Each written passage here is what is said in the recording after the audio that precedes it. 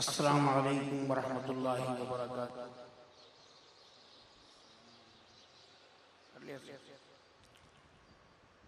नहमदुहु व नुसल्ली अला रसूलिहिल करीम। अम्मा बाद फ़अऊज़ु बिल्लाहि मिनश शैतानिर रजीम। बिस्मिल्लाहिर रहमानिर रहीम। वल अस्रि इन्नल इंसाना लफ़ी खुस्र इल्लल्लज़ीना आमनू व आमिलुस्सालिहात व तवासौ बिल हक़्क़ि व तवासौ बिस्सब्र। सदक़ल्लाहु व सदक़ रसूलुहुन नबिय्युल करीम। अस्सलातु वस्सलामु अलैका या रसूलल्लाह वसल्लम अलैका व अला आलिका व अस्हाबिका या हबीबल्लाह। बलगल उला बिकमालिही कशफत दुजा बिजमालिही हसनत जमीउ खिसालिही सल्लु अलैहि व आलिही। वाजिबुल एहतराम मोहतरमुल मकाम साहिब मसनद जिगर गोशे साहिब उर्स हज़रत अल्लामा मौलाना सैयद मोहम्मद अशरफ साहब अशरफी जिलानी मद्दज़ल्लहुल आली व दीगर शाहज़ादगान ख़ानदान सिलसिला अशरफिया हज़रत अल्लामा मौलाना मुफ्ती मोहम्मद असलम नईमी साहब, हज़रत अल्लामा मौलाना मुफ्ती मोहम्मद शरीफ सईदी अशरफी साहब व दीगर हाज़रीन आली मर्तबत अल्लाह रब्बुल इज़्ज़त जल्ल जलालहू व अम्मा नवालहू व अज़्ज़म शानहू का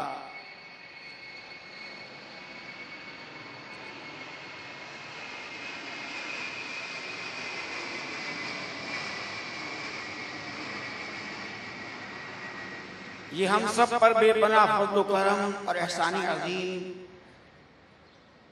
कि उसने हमें मुख्तलिफ मकामात और दूर दराज से दुनिया के तमाम मशागिल से बचाकर इस महफिल उर्स में हाज़री की तौफीक अता फरमाई और इज़हार बंदगी के लिए, इज़हार अक़ीदत के लिए हमारे क़ुलूब को अपने जिक्र की तरफ,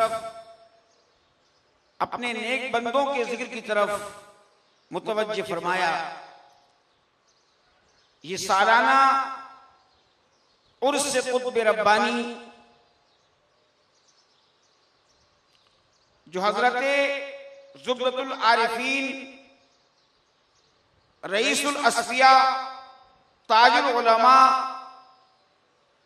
हजरत शेख तरीक़त अबुल मखदूम सैयद शाह मोहम्मद ताहिर अशरफ साहब अशरफी जिलानी रहमतुल्लाहि ताला अलैह का हर साल मुनक़िद होता है और ऐसे ही दीगर सालाना प्रोग्राम जो इस खानकाह अशरफिया में होते हैं उनकी तरतीब यहाँ सामने बोर्ड पर लिखी हुई है और माहाना जो महाफिल का एहतमाम होता है, ये सारी जद्दोजहद, ये सारी महफिलों का हफ्तावार या माहाना या सालाना महफिलों का इनेकाद हकीकत में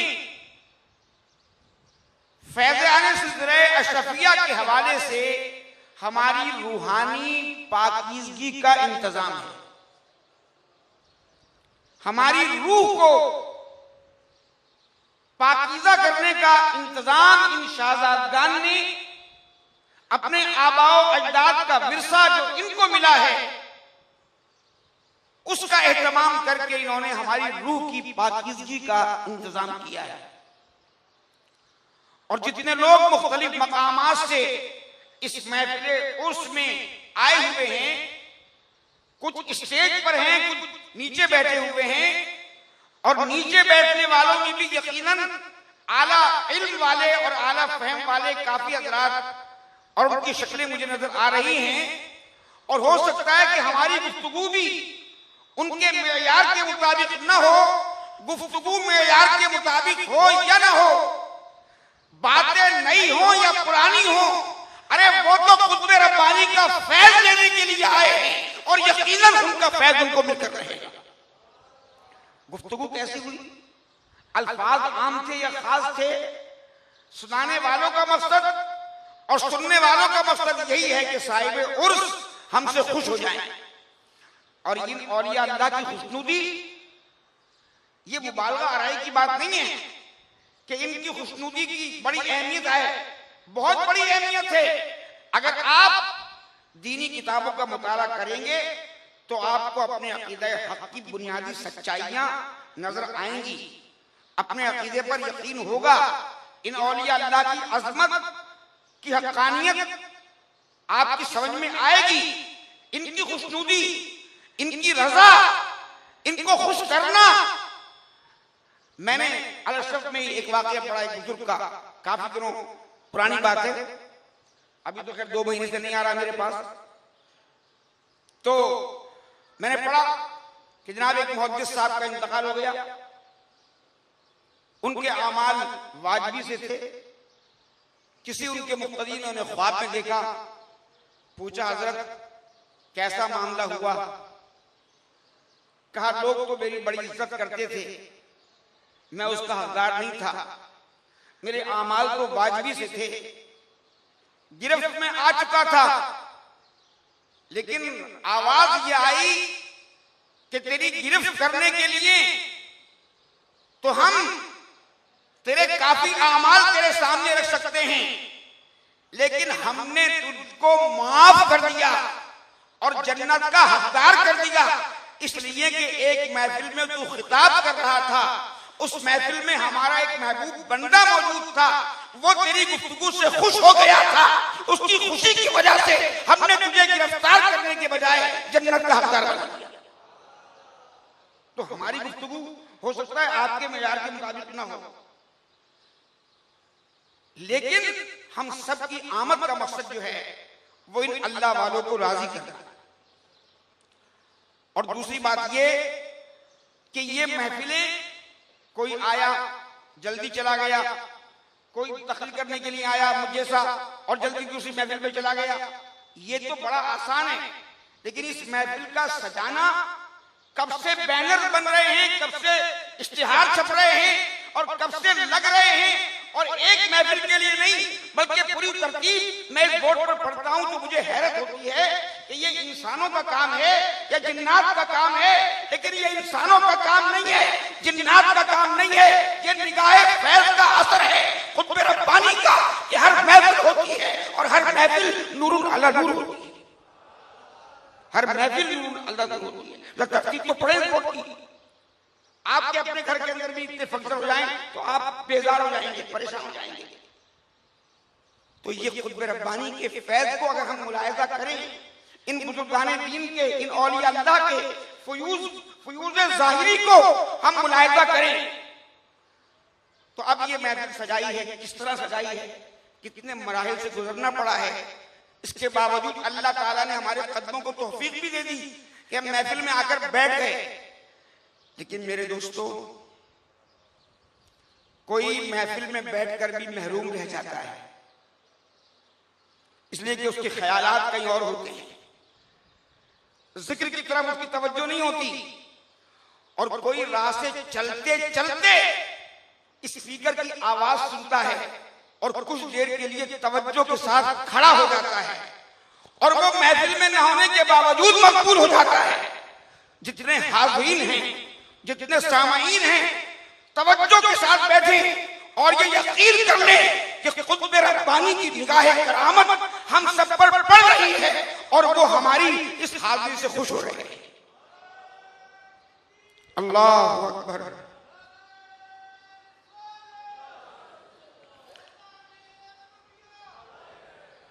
खुद रब्बानी का उर्स किसी ने पूछा कि ये उर्स क्यों कहा जाता है? मैंने कहा भाई उनका यौम विसाल है। कहने लगे यौम विसाल का मतलब है कि इस दिन वो दुनिया से चले गए। तो दुनिया से तो सब जाते हैं, मेरे अब्बा भी गए, मेरे दादा भी गए, मेरे ससुर भी गए, मेरे नाना भी गए। उनके इंतकाल के यौम को तो कोई उर्स नहीं कहता। इनके इंतकाल को उर्स क्यों कहा जा रहा है? तो इसकी बहुत सी वजूहात और बहुत सी हिकमतें ये उलमा इकराम और बिलखुसूस साहबजादा डॉक्टर सैयद मोहम्मद अशरफ साहब अशरफील गिलानी, जो सिर्फ चोगा पहन के नहीं बैठे बल्कि अपने खानदानी फयूज़ो बरकत के अलावा ज़ाहिरी उलूम के अंदर भी एक मकाम रखते हैं, एक दर्जा रखते हैं, एक मंजिल रखते हैं, तो ये बताएंगे आपको। तो उनके उर्स, इनके यौम को उर्स क्यों कहा जाता है? बात यह है कि इन और लोगों के इंतकाल के दिन को, कब्र में जाने वाले दिन को कोई बरसी कहता है, कोई उनके मरने का दिन कहता है, और इन औलिया इकराम के दुनिया से जाने के, कब्र में तशरीफ फरमा होने के यौम को यौम उर्स कहा जाता है। उसकी एक वजह यह भी है कि आम लोग दुनिया से जाते हैं मजबूर होकर। आम लोग दुनिया से जाते हैं मजबूर होकर। बीमार हो गए, फला डॉक्टर, फला टेस्ट, फला एक्सरा, फला हकीम, ताकि बच जाए, दुनिया में रहने का कुछ और मौका मिल जाए, दुनिया में बचने का कुछ और जरिया बन जाए। तो आम लोग जाते हैं मजबूर होकर, और ये अल्लाह वाले जाते हैं मशहूर होकर। ये मजबूर होकर नहीं जाते, ये मशहूर होकर जाते हैं। इसलिए कि ये दुनिया से जाना इनके लिए रंजो गम का दिन नहीं होता, बल्कि ये तो उनके लिए बहुत मसरत का दिन होता है। और ऐसी मसरत जैसे कि खुशी एक आम इंसान को अपनी शादी के दिन होती है, वो मसरत इन औलिया अल्लाह को अपने यौम विसाल के दिन होती है। इसीलिए मुफ्ती अहले सुन्नत, मुफ्ती आजम, हकीमुल उम्मत हज़रत अल्लामा मौलाना मुफ्ती, जो मुफस्सिर कुरान हैं, मुफक्किर इस्लाम हैं, मुहक्किक कुरान हैं और अशरफी फैज़ पाए हुए हैं, मुफ्ती अहमद यार खान साहब गईरी ने बड़ी अच्छी बात कही कि रूह न क्यों हो मुस्तरिब मौत के इंतजार में, रूह न क्यों हो मुस्तरिब मौत के इंतजार में, सुनता हूं मुझको देखने आएंगे वो मज़ार, सुनता हूं मुझको। तो अल्लाह वालों के लिए ये खुशी का दिन होता है। तो और लोग जाते हैं मजबूर होकर, और ये अल्लाह वाले जाते हैं मशहूर होकर। और फिर भी अल्लाह ताला इनका रजा जो है, यानी सिलसिला अशरफिया के एक बुजुर्ग थे हजरत मौलाना अबुल फतह रहमतुल्लाह ताला अलैह, जब आपका विसाल हुआ और मरकद जनाजा गलियों में से गुजरने लगा, तो एक आपकी मुरीदनी बुढ़िया ज़ईफा औरत रोने लगी, कहने लगी हुजूर आप आज जा रहे हैं, मंगल का दिन है, मैं लोगों से क्या कहूंगी कि मेरे पीरो मुर्शिद मंगल के दिन गए हैं। यानी मजबूर होकर जाना, मशहूर होकर जाने वाली बात बता रहा हूं आपको। मेरे पीरो मुर्शिद मंगल के दिन गए। बस उसके दिल की कैसी लगन थी, कैसा यकीन था, कैसी तड़प थी, मौलाना अबुल फतह अपने जनाजे से उठकर बैठ गए। उठकर बैठ गए, पूछा बड़ी भी मंगल के दिन न जाएं तो अल्लाह वालों को किस दिन जाना चाहिए?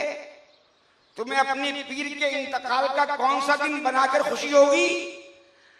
जुमेरात के दिन या जुमे को जाते तो हम बड़े फख्र से कहते कि हमारे पीर मुर्शिद जुमे के दिन गए। आपने जनाजे के हाज़रीन से कहा हमें हमारे घर वापस ले चलो, अब हम जुमे के दिन जाएंगे, अब हम जुमे के दिन जाएंगे। तो आम लोग जाते हैं मजबूर होकर, ये अल्लाह वाले जाते हैं मशहूर होकर कि परवरदिगारे आलम इन्हें मजबूर होकर नहीं बुलाता, बल्कि ये तो खुद मशहूर होकर जाते हैं। तो ये उर्स, ये उनके विसाल का दिन उर्स करके मनाया जाता है और क़यामत तक इसी तरह मनाया जाता रहेगा। इसलिए कि इन्हें आज कुर्बे इलाही एक खास तरीके से, एक हकीकत में कुर्बे इलाही से ये मुशर्रफ हुए हैं, और जो इनके करीब होगा वो भी उसी तरह इनकी निस्बत से अल्लाह के करीब हो जाएगा। लोग कहते हैं तुम तो अपने बुजुर्गों की तारीफ इस तरह करते हो कि अल्लाह से मिला देते हो। अबे हम उन्हें अल्लाह से क्या मिलाएंगे? उन्होंने खुद अपनी निगाह फैज़ से हमें अल्लाह से मिला दिया। हम तो अल्लाह से दूर थे, ना नमाज पढ़ते थे, ना हमारा लिबास दीन का था, ना हमारा चेहरा दीन का था। हम इनके फैज़ याफ्ता हुए, इनकी सोबत में गए, इनके उर्स में गए, तो आज नमाजी भी बन गए, नाज़ख्वाह भी बन गए। तो दोस्तों बुजुर्गों, बस आखिरी कलिमात में उस आयत मशहूर मारूफ सूरत का तर्जुमा करूंगा। फरमाया वल अस्र, कसम है जमाने की, कसम है जमाने की,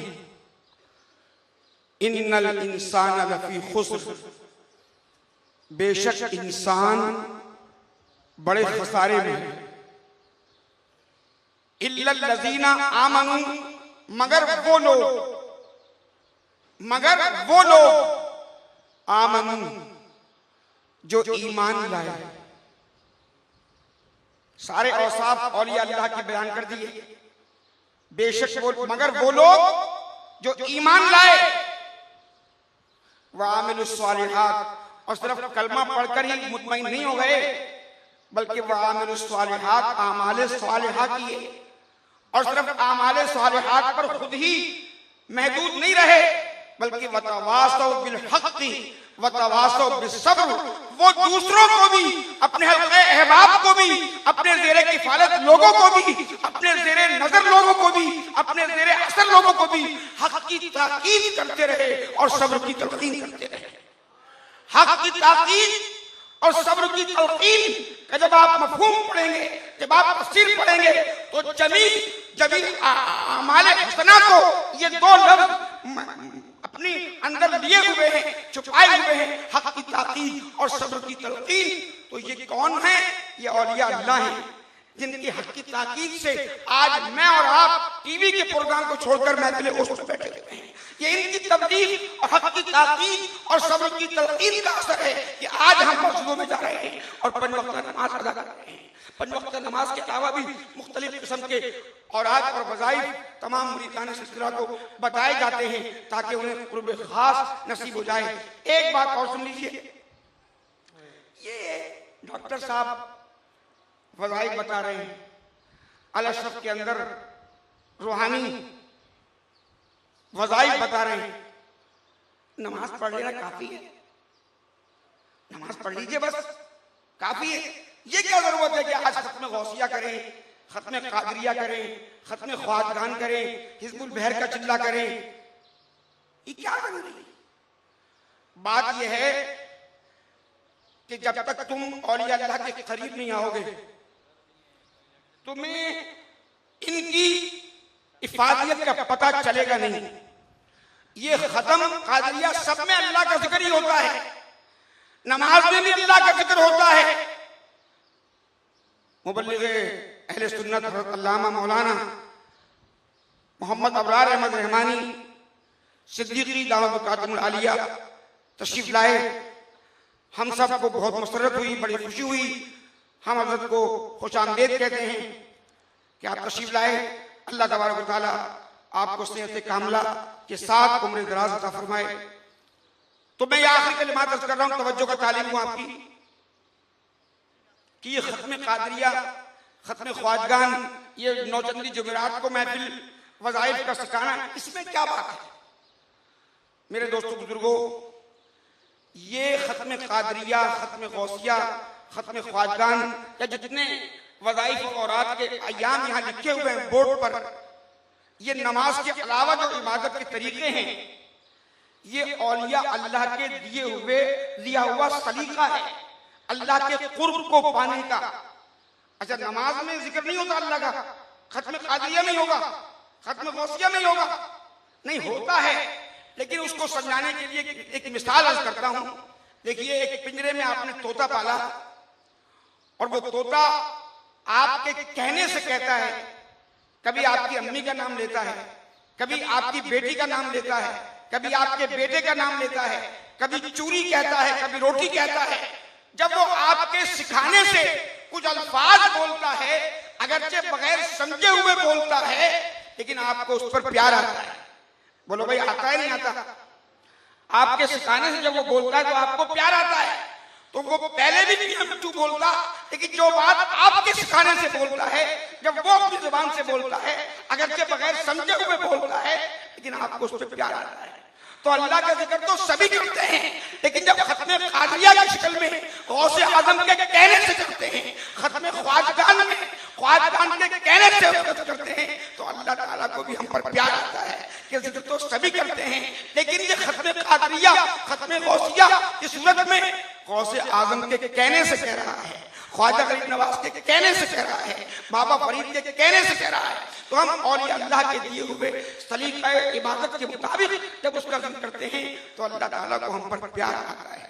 तो दोस्तों बुजुर्गों, मैं ये अर्ज कर रहा था कि ये महफिलें, चाहे महाना महफिलें हों, चाहे खानकाह शफी में हफ्तेवार नौचंदी की महफिल हो, और चाहे सालाना के इजलास हों, ये सब जहाँ इसकी और फैज़ व बरक़ात के नताइज और समरात हैं, वहाँ एक समर और नतीजा ये भी है कि ये हमारी रूहानी पाकीज़गी का इंतजाम है।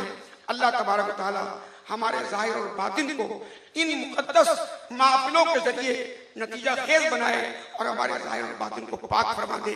व आखिर दावाना अनिल हम्दुलिल्लाहि रब्बिल आलमीन। अस्सलाम वालेकुम। माशाअल्लाह। हज़रत अल्लामा मौलाना शाहिदीन अशरफी साहब दामत बरकातुहुल आला